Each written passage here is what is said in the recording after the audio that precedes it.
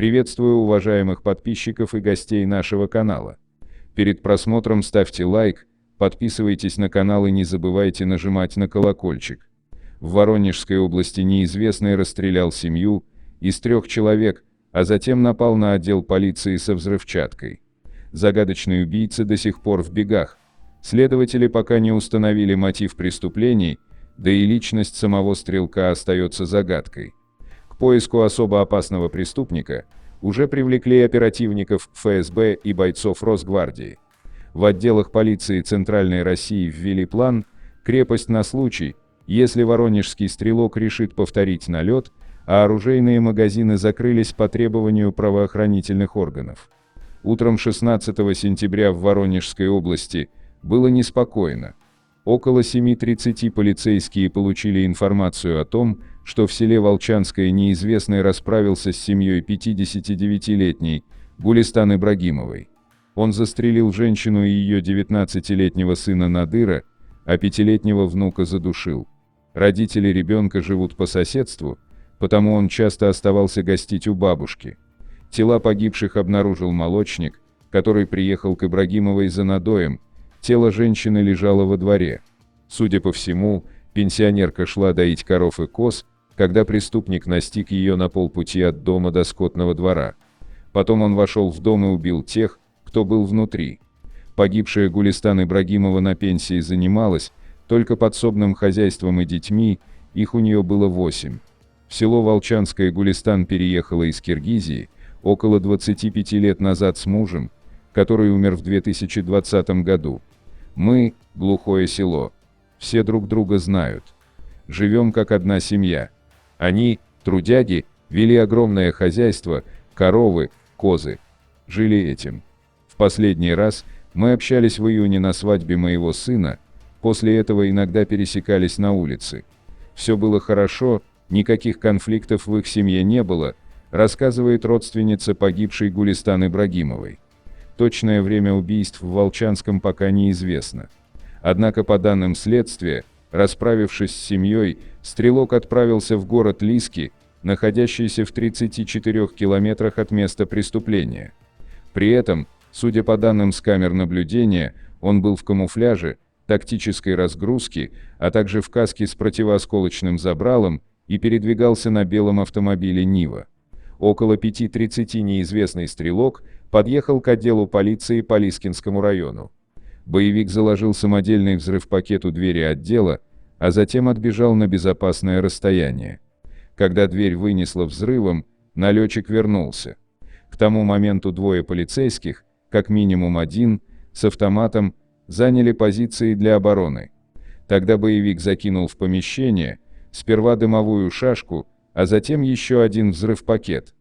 Потом, по некоторым данным, он дважды выстрелил по усиленному стеклу дежурки, но оно выдержало.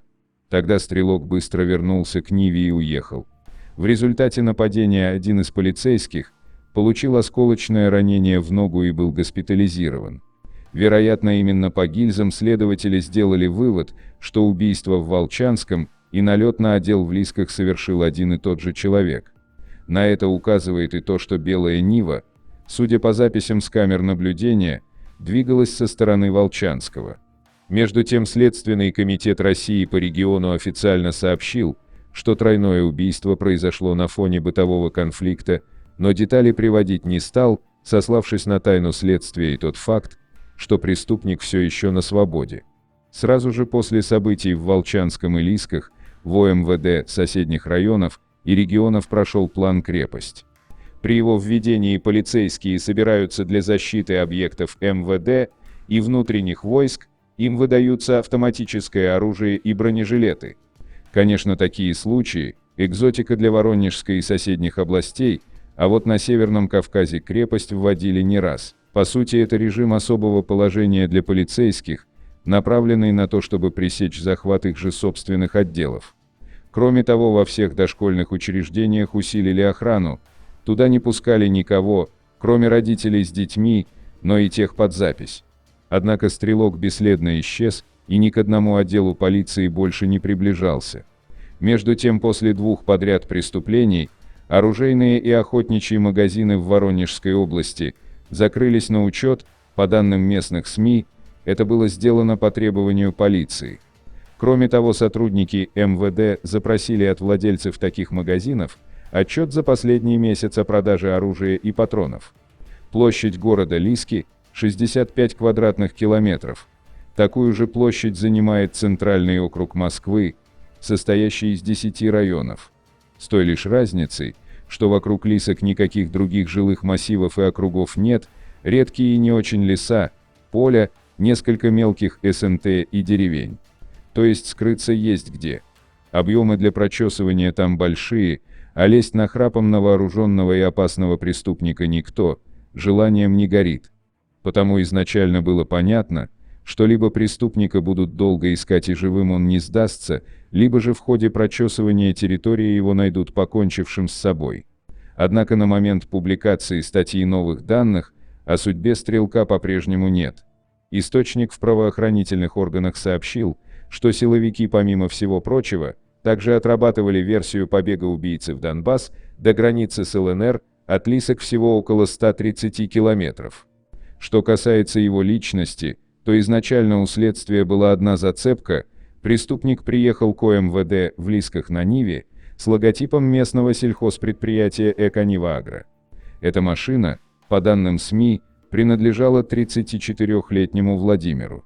Ранее он работал в ЧОП, который обеспечивал охрану предприятия «Эконива Агро». К слову, в той же фирме трудится Артур Ибрагимов, родственник убитых. Но есть ли в этом совпадении какая-либо связь с преступлением, следствие не спешит говорить. Помимо Владимира в кругу подозреваемых оказались еще 3 человека. Двое из них подозреваются на том основании, что владеют Нивой, похожей на ту, на которой передвигался стрелок-подрывник.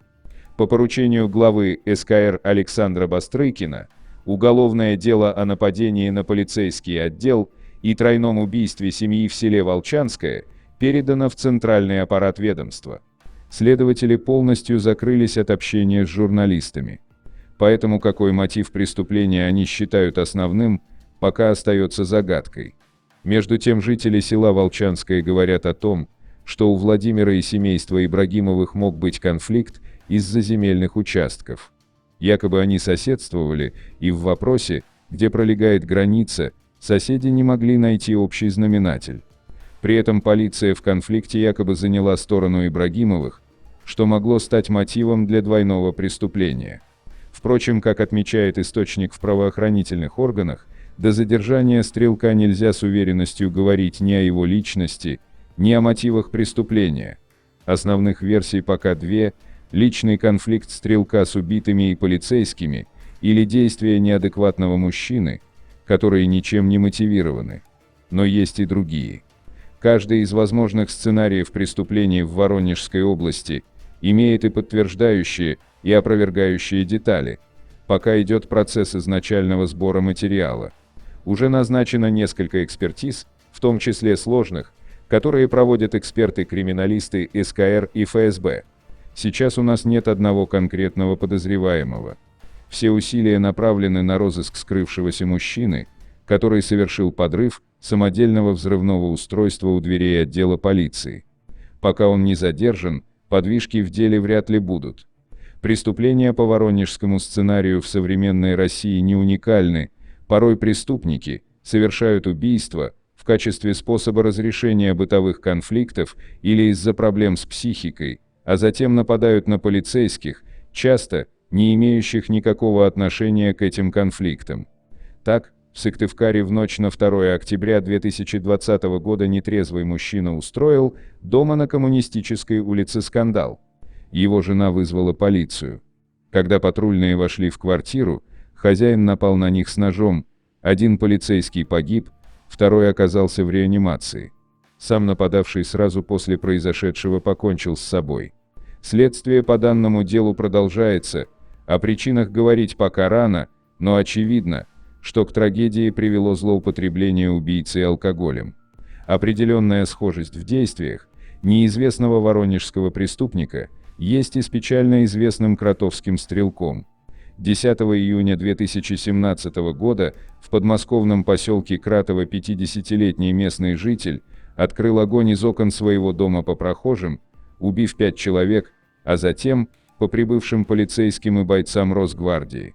После нескольких часов его тело было найдено на участке, он покончил с собой.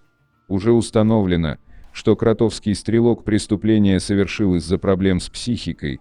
К такому выводу пришли судебно-медицинские эксперты. Однако, как отмечает источник в правоохранительных органах, опытные следователи не любят проводить аналогии между разными преступлениями. Поэтому, что на самом деле движет воронежским убийцей, станет понятно лишь после его обнаружения и желательно живым.